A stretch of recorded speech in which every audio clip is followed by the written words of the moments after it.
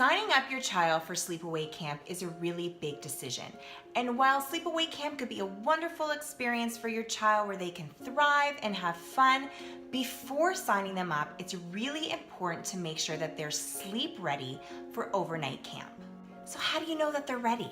The first thing you want to do is ask them, okay? Sending your child to overnight camp is no time for surprises. You want to prepare them as best you can. So maybe get them involved in choosing the camp that they want to go to. Go through the brochures, the website, have them see the pictures so they can visually understand where they'll be staying. A lot of camps have open houses where families can attend before going to camp so the child can see the camp locations, maybe meet some of the counselors, and even see where they're going to be sleeping. This is a great way to prepare your child for their overnight camp experience. You also want to make sure that you're giving them a test run, okay? Having sleepaway camp being an overnight first probably isn't the best idea. So set up that trial run, maybe at grandma and grandpa's house, at an aunt and uncle's house, and how are they when they're sleeping away from you? Are they happy? Are they able to sleep through the night? Are they showing you the signs that they can handle it? It's very important. Okay, so you know they're ready, you sign them up, and now what? Okay, the first thing that you want to do is open up the communication with the camp. Most camp counselors and camps, support communicating between the parents. Maybe your child's a little bit more of an introvert, or maybe, they have certain quirks and certain needs that they need at night that the camps need to know about, okay? So opening up that communication between the parent and the camp and the counselors is really gonna help ease that transition for your child on their first overnight camp stay. You also want to take the pressure off your kids, okay? Sometimes we need a break from our surroundings, especially if your child is more prone to be more sleep sensitive and to get overstimulated a lot easier. So talking to them and telling them that, it's okay to kind of step away from the group and have some quiet time just for yourself as long as they let their counselors know is okay.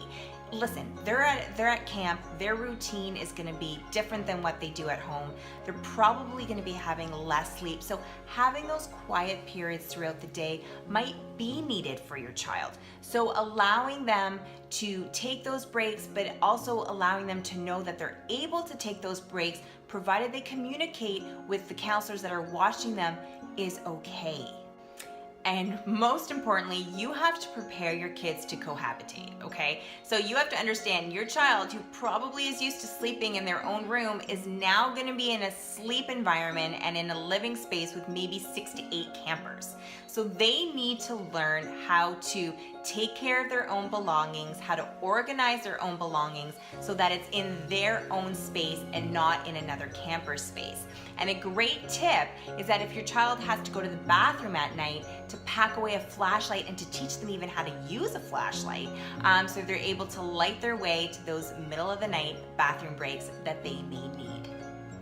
And lastly, like always when traveling, we always want to help familiarize an unfamiliar sleep environment. So have your child pack their own bag. Make sure that they're bringing those familiar items from home that might make that transition to overnight camp a little bit easier. So maybe their favorite stuffed animal, their favorite blanket, their pillows, their sheets, to have that familiar smell, whatever can make it a little bit easier and a little bit more comforting in an environment that they're not used to. And here's a little fun tip.